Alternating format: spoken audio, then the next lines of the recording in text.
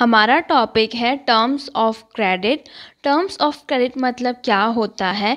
वो टर्म्स, वो कंडीशंस जिसके बेसिस पे हमको क्रेडिट मिल रहा है उन्हें हम क्या बोलते हैं? Terms of credit. मीन्स वो शर्तें जिसकी वजह से कोई इंसान हमें लोन दे रहा है या फिर जिन शर्तों पे हम क्या कर रहे हैं, लोन को एक्सेप्ट कर रहे हैं।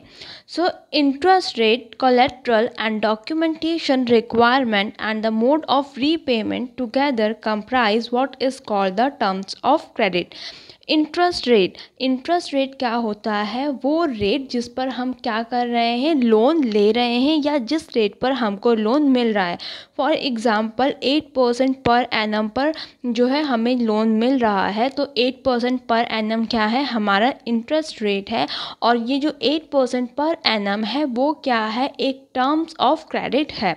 सो इंटरेस्ट रेट, कोलेट्रल क्या होता है ये हम आगे देखेंगे, एंड डॉक्यूमेंटेशन रिक्वायरमेंट, और जो भी डॉक्यूमेंट हमको चाहिए क्रेडिट लेने के लिए या लोन लेने के लिए वो भी टर्म्स ऑफ क्रेडिट के अंदर आ जाता है। So interest rate, collateral, documentation requirement, mode of repayment, मतलब किस मोड से हमको जो मनी है, हमको जो लोन का अमाउंट है वो रीपे करना है, वो भी एक टर्म्स ऑफ क्रेडिट है। तो ये सब मिलाकर हमारा क्या बन जाता है? टर्म्स ऑफ क्रेडिट बन जाता है। ये सब टर्म्स ऑफ क्रेडिट में इंक्लूड होते हैं। अब देखते हैं कोलेट्रल क्या होता है। So collateral is an asset that the borrower owns and uses this as a guarantee to a lender until the loan is repaid. Collateral क्या होता है? एक एसेट होता है या फिर एक प्रॉपर्टी होती है जिसका ओनर कौन होता है? बोरोवर होता है, जिसे हम लोन दे रहे हैं या जो इंसान लोन ले रहा है वो क्या होता है? उस एसेट का या उस प्रॉपर्टी का ओनर होता है। और वो बोरोवर क्या करता है? उस प्रॉपर्टी को या उस एसेट को यूज़ करता है as a guarantee. As a guarantee कैसे यूज़ करता है? वो उस एसेट को क्या करता है? लेंडर को देता है। कब तक के लिए? जब तक कि लोन रीपे ना करें।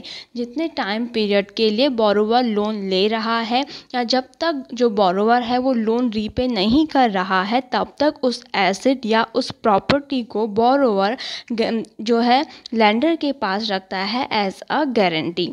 If the borrower fails to repay the loan, the lender has right to sell the asset or collateral to obtain payment.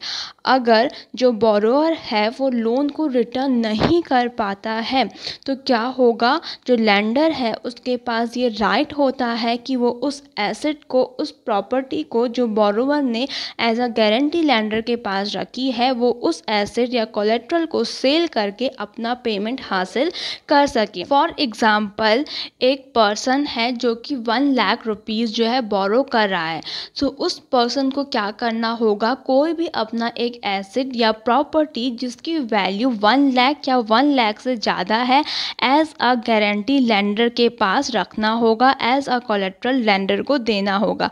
अगर जो बोरोवर है वो जो लोन की अमाउंट है उसे रीपे नहीं कर पाता है तो लेंडर के पास ये राइट है कि वो उस 1 लाख की प्रॉपर्टी को सेल कर अपना पेमेंट क्या कर सकें? ऑब्टेन कर सकें।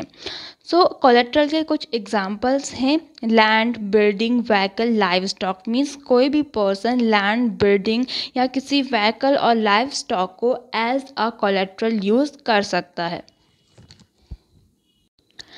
नेक्स्ट है, the terms of credit vary substantially from one credit arrangement to another.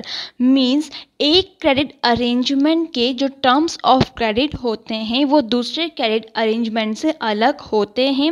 वो किस पे डिपेंड करता है? Depending on the nature of the lender and the borrower. जो लेंडर और बोरोवर का नेचर है उस पर डिपेंड करता है कि जो क्रेडिट अरेंजमेंट है उसके टर्म्स ऑफ क्रेडिट क्या होंगे। फॉर एग्जाम्पल एक क्रेडिट है, एक पर्सन है जिसने 1 लाख का लोन क्या किया? बैंक से लिया और उस 1 लाख लाख पर उसको 5% पर एनम का क्या करना है, इंटरेस्ट देना है। सो यहाँ पर क्या है, एक पर्सन है जिसने 1 लाख का लोन लिया है और वो 5% पर एनम इंटरेस्ट दे रहा है बैंक को। वहीं दूसरी तरफ एक और पर्सन है जो कि 1 लाख का लोन ले रहा है, लेकिन वो जो 1 लाख का लोन है वो मनी लेंडर से ले रहा है और उस 1 लाख के लोन पर उसको 15% पर एनम का क्या देना है, इंटरेस्ट देना है। सो यहाँ पर क्या है, दो अलग अलग क्रेडिट अरेंजमेंट्स हैं और दोनों के ही टर्म्स ऑफ क्रेडिट क्या हैं, अलग हैं। टर्म्स ऑफ क्रेडिट अलग कैसे हैं, एक का इंटरेस्ट रेट 5% पर एनम है, वहीं दूसरे का इंटरेस्ट रेट क्या है, 15% पर एनम है। ये किस पे डिपेंड करता है, nature of lender and the borrower. एक सिचुएशन में हमारा बोरोवर जो है कहाँ से लोन ले रहा है, बैंक से लोन ले रहा है, तो यहाँ पर लेंडर जो है बैंक है, वहीं दूसरे में क्या है, लेंडर मनी लेंडर है। सो यहाँ पर दोनों ही सिचुएशन पर जो टर्म्स ऑफ क्रेडिट है वो डिपेंड करता है कि जो लेंडर है उसका नेचर कैसा है या जो बोरोवर है उसका नेचर कैसा है। सो जो टर्म्स ऑफ क्रेडिट होते हैं वो अलग अलग क्रेडिट सिचुएशंस में अलग होते हैं और ये डिपेंड करता है कि लेंडर या बोरोवर का नेचर कैसा है। आज का हमारा ये वीडियो यहीं पर ख़त्म होता है।